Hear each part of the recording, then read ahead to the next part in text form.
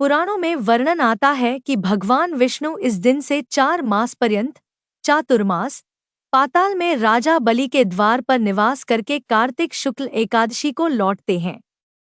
इसी प्रयोजन से इस दिन को देवशयनी तथा कार्तिक शुक्ल एकादशी को प्रबोधिनी एकादशी कहते हैं।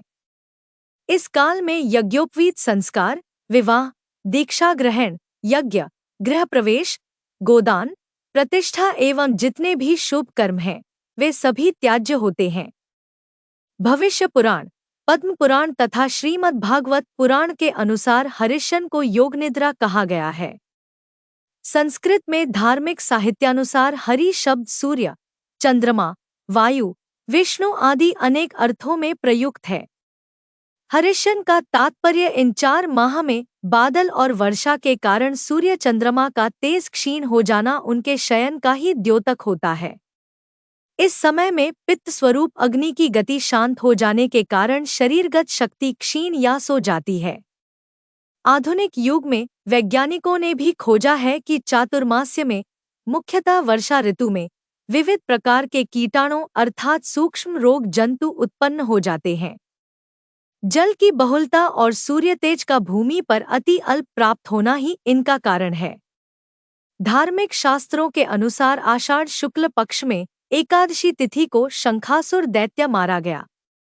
अतः उसी दिन से आरंभ करके भगवान 4 मास तक क्षीर समुद्र में शयन करते हैं और कार्तिक शुक्ल एकादशी को जागते हैं।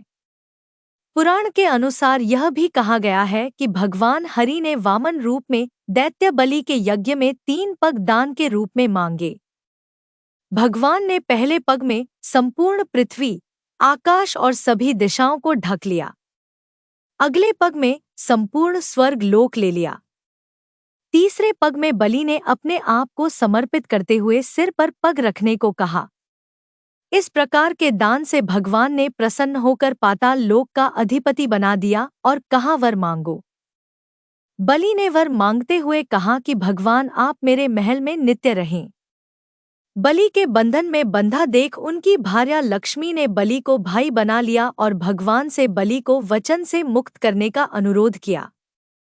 तब इसी दिन से भगवान विष्णु जी द्वारा वर का पालन करते हुए तीनों देवता 4 से 4 माह सुतल में निवास करते हैं।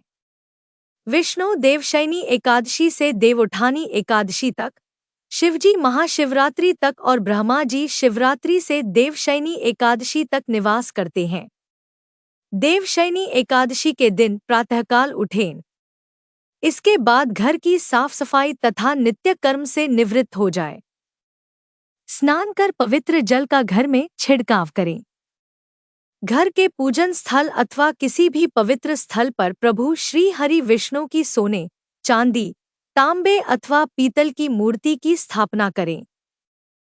तत्पश्चात उसका षोडशोपचार सहित पूजन करें। इसके बाद भगवान विष्णु को पीतांबर आदि से विभूषित करें। तत्पश्चात व्रत कथा सुननी चाहिए। इसके बाद आरती कर प्रसाद वितरण करें। अंत में सफेद चादर से ढके गद्देतकिए वाले पलंग पर श्री विष्णु को शयन कराना चाहिए। व्यक्ति को इन 4 महीनों के लिए अपनी रुचि अथवा अभीष्ट के अनुसार नित्य व्यवहार के पदार्थों का त्याग और ग्रहण करना चाहिए। त्यागे आज के दिन किसका त्याग करें? मधुर स्वर के लिए गुड़ का, दीर्घायु अथवा पुत्र पौत्रादि की प्राप्ति के लिए तेल का, शत्रुनाशादि के लिए कड़वे तेल का, सौभाग्य के लिए मीठे तेल का, स्वर्ग प्राप्ति के लिए पुष्पादि भोगों का।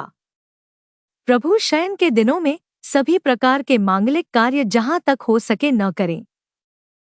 पलंग पर सोना, भार्या का संग करना, झूठ बोलना, मांस, शहद और दूसरे का दिया दही भात आदि का भोजन करना, मूली, पटोल एवं बैंगन आदि का भी त्याग कर देना चाहिए।